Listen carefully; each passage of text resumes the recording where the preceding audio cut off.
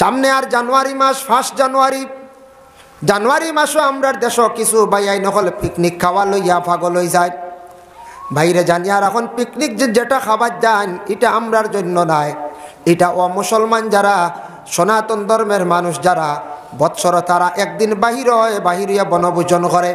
তারা একজন দেবীর দিন পালনার্থে যায়, জিজ্ঞাসা করিয়া দেখবা আপনি এক আল্লাহ মানসন সেখানে একজন দেবীর দিন পালনার্থে বাড়ির থাকি বাহিরিয়া টাকাটা খরচ করিয়া জঙ্গল গিয়া খাইয়া ঘুরিয়া আইতরা। যে টাকাটা আপনি উড়াইতরা কিছু বাইয়ানতে আমরার দেশ জানুয়ারি মাসের মধ্যে ভাগল হয়ে যান পিকনিক খাইদা, বাইরে এই টাকাটা যেন এমন খারাপ রাস্তার মধ্যে খরচ করডা ঝান্ডা নাই টাকা এই টাকা দিয়া যদি কোনো খাওয়ার বস্তু আনিয়া বাড়িতে মা বাপ বনিন্তরে লিয়া যদি খায় তাহলে একটা শান্তি পাইলাও নে, সব অংশীদার হইলাও নে, মা বাবার মন খান খুশ হইল নে। আল্লাহ কেউ আসতে যারা এইভাবে পিকনিক খাওয়ার যাইবা জানিয়া রাখবা আপনি শিরকি গুনাহ করে লাইছেন, আপনি তওবা করা লাগবো। কোনো মহল্লার কোনো ছেলে যদি ইলা যায় ফয়লা বাপে কঠিন পদক্ষেপ নেওয়া আর মহল্লার মানুষে এরারে খুব কড়াভাবে জিজ্ঞাসা করক্কা বলে পিকনিক ওইবার গেছো গিয়ে আর যাইবা না, আর গেলে এক গড়ি। কারণ এরা শক্ত না করলে তো গ্রামে আম রেওয়াজ হয়ে যাব না, নিখোঁজ যায় আম রেওয়াজ হয়ে যাব গিয়া পিকনিক খাওয়া।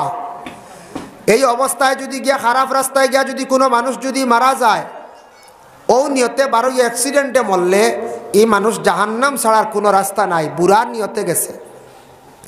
যেমন তার দলিল আমি একটা ঘটনা আপনাদের সম্মুখে আনি, আর ঘটনা যদি এটা বুখারী শরীফের হদিস, লম্বা হদিস। এক আল্লাহর বান্দা তার জিন্দগির মধ্যে মানুষে হত্যা করছেন টোটাল 99 জন। 99 জন। আমরার দেশে এক মানুষ হত্যা করলে 20 বছর সাজা, ওলা লাগে 20 বছর সাজা রাখ। মানুষে যদি ধন সম্পদের লোভে টেকার লোভে কোনো কারণ বশত মানুষে যদি হত্যা করিয়া থাকে, কুরআনের হুকুম হইল মান ইয়াকতুল মুমিনাম মুতাআম্মিদান ফাজাযাউ জাহান্নাম। মানুষে যদি ইচ্ছাকৃত অবস্থায় যদি হত্যা করে, ধন সম্পদের লোভে যদি হত্যা করে, কোনো অ্যাক্সিডেন্ট নাই, এই মানুষের ঠিকানা হইল গিয়া জাহান্নাম। জাহান্নাম ছাড়া তার কোনো রাস্তা নাই। কোরআনের হুকুম, কোরআনে কর এগু দুসরা মাত কিয়ামতের দিন যদি আল্লাহ তানোর ছাড়ি দিন এখানে আমরা কইতাম পারি না, তবে আল্লাহ কই লিছন জাহান্নাম ছাড়া তার কোনো রাস্তা নাই।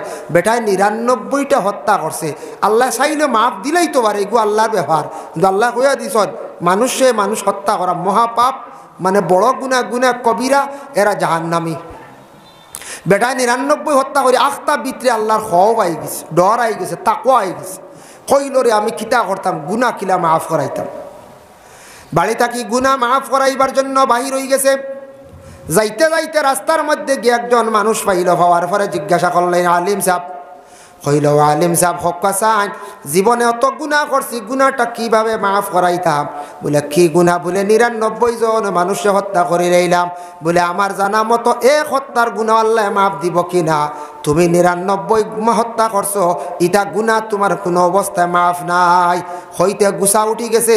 বলে আমি তান কাছে আইলাম একটা ফয়সালা পাওয়ার লাগিয়া, শান্তি পাওয়ার লাগিয়া। আল্লাহর বান্দা আমার এমন জবাব দিলা, তে আল্লাহ 99 মাফ দিলে 100 দিব। লগে তরবার আসলো, লগে লগে ও আলিম সাবরে আবার হত্যা করি লাইছি। কত হইল? 100 না দিলে আল্লাহ সারা দিতে আনাইলে নাইতে তুমিও লইলাও, এনরে উড়াই দিছে। বেটার লগে তরওয়াল আসলো, 100 ঘুরাইছে, বুঝাইছেন? ই নসিও শুনে কেউ যদি কইবা আল্লাহ রাহুল্লাহ একজন যদি মাফ দিতে আরেকজন হুথাই দিতাম যথাবাট আছে। যদি শুনিয়া কয় জি নাইলা জানি শুনি আমল করবা না, কিন্তু অজান্ত করছে।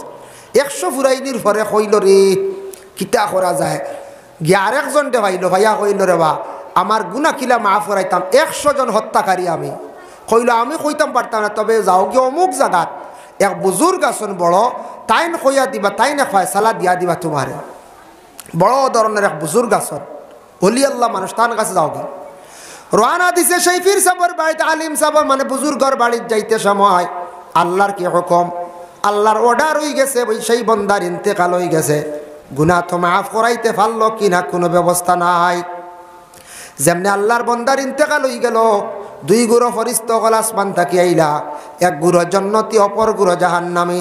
জান্নাতি গুরু এখন জান্নাত লইয়া যাইতা, জাহান্নামের গুরু এখন জাহান্নাম লইয়া যাইতা। বিবাদ আরম্ভ হয়ে গেল 2 গুরুর। ও সময় জান্নাতি গুরু কইলা আমরা ও কারণে কই আর ই মানুষটা তার গুনাহ মাফ করাইবার লাগি বালা নিয়ত লিয়া বাড়ি থেকে বার হইছে। আর জাহান্নামে গুড়ে গিয়ে 100 জন মানুষ মারছে, রাস্তাতে আর একজন মারছে, মিলাইয়া 100 হয়েছে। ইগু জাহান্নাম ছাড়া কোনো লাইন নাই, আমরা লইয়া যেতাম কি জাহান্নাম, এই জাহান্নামর ওই গেছেন গিয়া লায়ক। ওই সময় আল্লাহ পাক রব্বুল আলামিনে কইলা, ও ফেরেশতাগণ তুমি তার বিবাদ করডা আমি সব কিছু দেখি, আর তুমি তাই এক কাজ করো, তার বাড়ির তাকি মাফ লাগাও আর ফির সাবর বাড়ি তাকি মাফ লাগাও। সে যে জায়গার মধ্যে মরছে মাফার পরে যদি দেখো ফির সাবর বাড়ির দিকে অগ্রসর হয়ে গেছে, জন্নতর ফরিস্তায় তুমি তাই জন্নত লইয়া যাইবাই।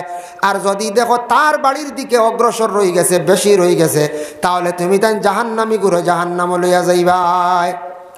ফরিস্তা হলে উভয় দুয়ে ঘুরে মাফ দেওয়া আরম্ভ করলা। মাফ দিয়া দেখুন বেটা গিয়া ফির সাবর বাড়ির দ্বার লই লাইছে। সুবহানাল্লাহ। জন্নতর ফরিস্তা হলে তাদের এই বন্দার রূহরে জন্নতর মধ্যে লইয়া গেলা। বালা নিয়ত করিয়া বাহির হওয়ার কারণে বন্দা জন্নতি বনি গেছে। আর আল্লাহর বন্দেগান জানিয়া রাখক, আমরার দেশের যারা বাইয়াই নহল প্রায় জায়গা শোনা যায় পিকনিক খাওয়াত গিয়া অ্যাক্সিডেন্ট হইয়া গাড়ি পাল্টিয়া ফাত্তরের সিবাত গিয়া জন্নাত গিয়া ফাত্তর পড়িয়া স্লিপ হইয়া পড়িয়া মড্ডা খারাপ রাস্তায় বাহির হইয়া গিয়া মরলে ভাই আপনার জাহান্নাম ছাড়া আপনার কোনো রাস্তা নাই।